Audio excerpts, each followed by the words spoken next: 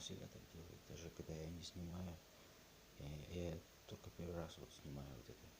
Ешь, принесла огурец. Именно огурец.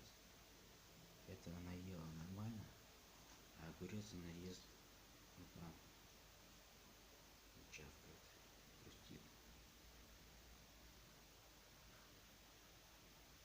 А почему она ест огурец в другом месте? Огурец она отделяет от обычной еды. Вот видишь?